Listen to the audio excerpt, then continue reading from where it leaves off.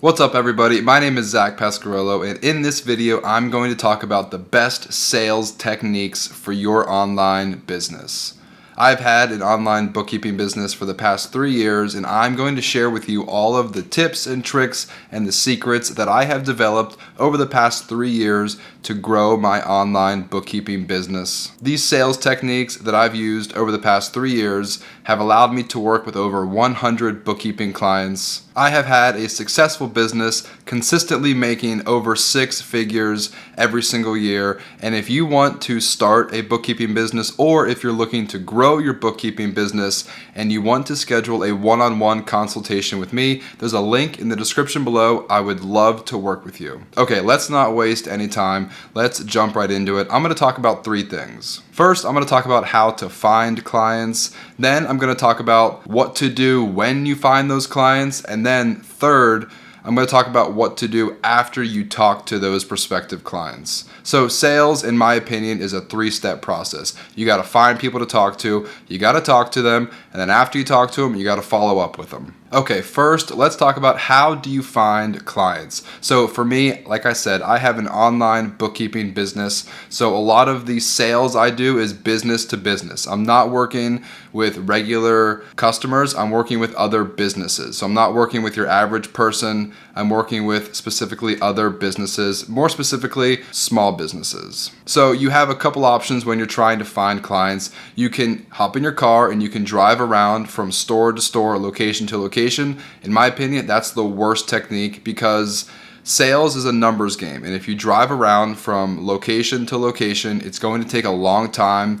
Chances are the business owner probably is not even in the store, or they're super busy. They're not interested in talking to you. You're going to waste a lot of time. You're going to get rejected. You're probably not going to land any sales driving around in your car going from door to door. The second option is you can call people. This is a better option than driving around because it will be faster, and I think you should call people. It's a great way to practice talking to people, but it's also not the most efficient because sometimes whenever you call a business, you might get the secretary or the office manager, and that person might not be the decision maker, so they're just going to transfer you to the business owner, and the business owner probably isn't going to answer his or her phone. Cold calling people is a good option, but it should not be your primary method of finding prospective clients. The third option, and I think this is the best option, is to send them a message. You can send them a message on social media, you can send them an email, you can send them a text message. I think this is the best way because you will get your message directly in front of the business owner.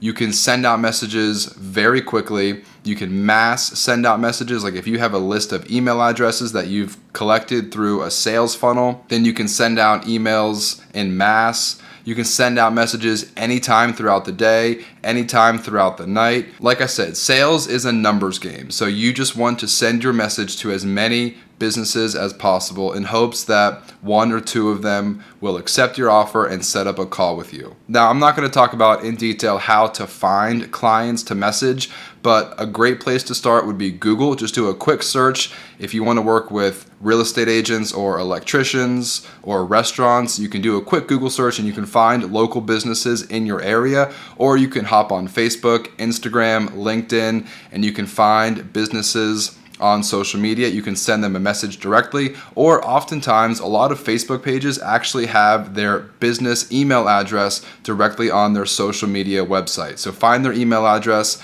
send them a message, or send them a direct message on social media. Okay, so now that you've sent out messages, you've cold called people, now let's talk about what do you do whenever you actually get to talk to a prospective client. The first thing you want to remember is you want to make it as easy as possible for this person to get in contact with you. So you want to do a couple things. You can give them your phone number and say, hey, call me anytime, Monday through Friday, 9 a.m. to 5 p.m. And you can give them your email address and say, hey, send me a message anytime. But I don't necessarily like that as the only option because that puts the ball in their court, and oftentimes business owners are busy and they're going to forget to reach out to you. So I always recommend make sure you get their contact information also. So it's fine to give them your email and your phone number, but also try to get their phone number, try to get their email address, and then follow up with them either same day or the next day, or schedule a time that you're going to call them or send them an email right away just with more information as a follow-up. And then the last recommendation I have for scheduling a phone call or scheduling a meeting with a prospective client is to have a scheduling link. There's nothing more frustrating than saying, hey, are you available on Tuesday? They say, no, I'm not available on Tuesday. How about Thursday? You say, yeah, Thursday works great. How about 9 a.m.? They say, no, 9 a.m. doesn't work. How about 2 p.m. on Thursday?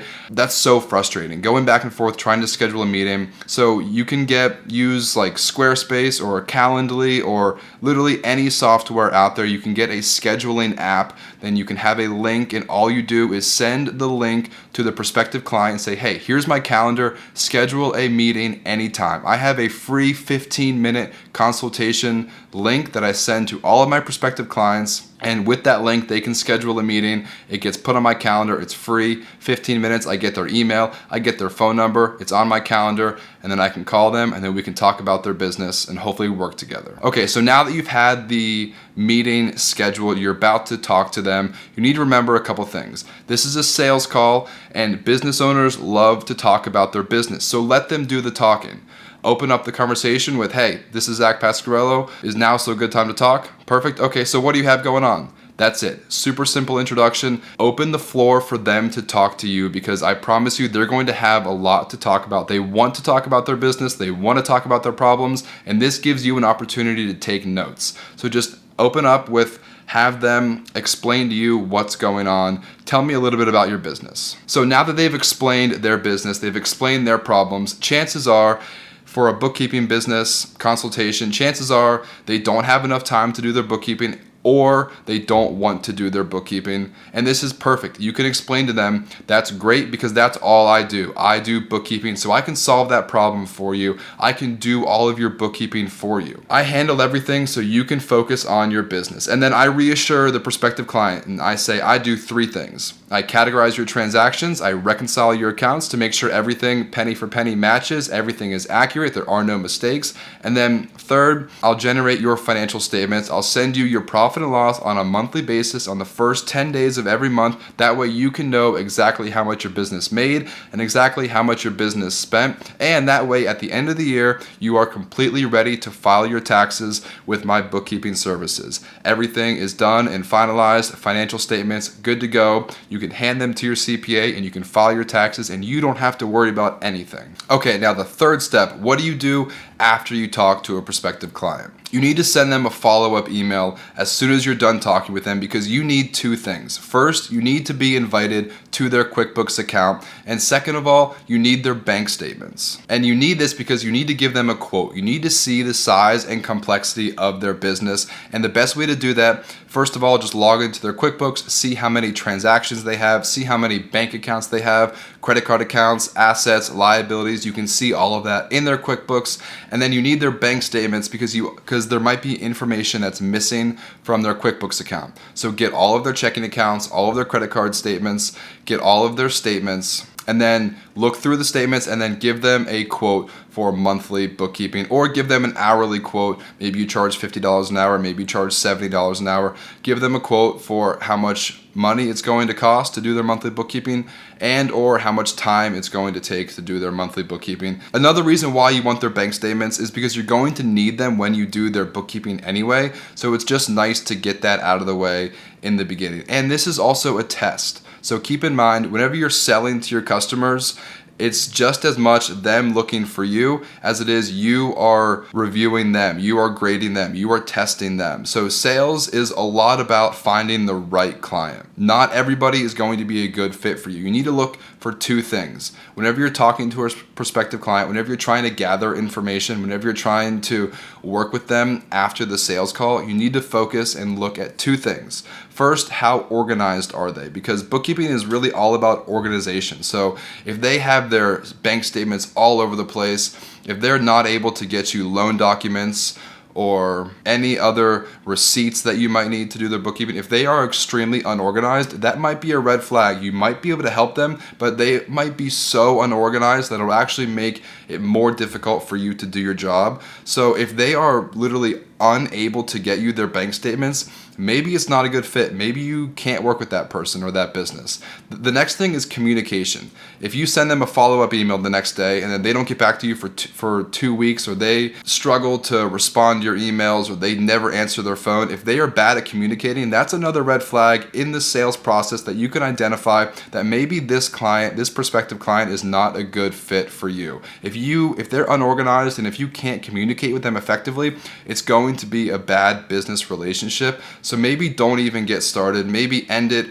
right there after the sales call. Maybe it's just not a good fit. A couple things you can do, and this is what I recommend: after your sales call, send them a follow-up email, and then 24 to 48 hours, if you don't hear back from them, follow up again. And then if you don't hear back from them after 3 to 5 days, follow up again. And then I would follow up on a weekly basis every week after that 3 to 5 day follow up until they tell you, hey, sorry, I changed my mind. I no longer want to work with you. I have had clients 2 months after the sales call say, hey, sorry, I've been crazy busy, just went on vacation, just bought a new house, just got married, things have been crazy. I finally want to work with you. I appreciate you reaching out to me and being so patient.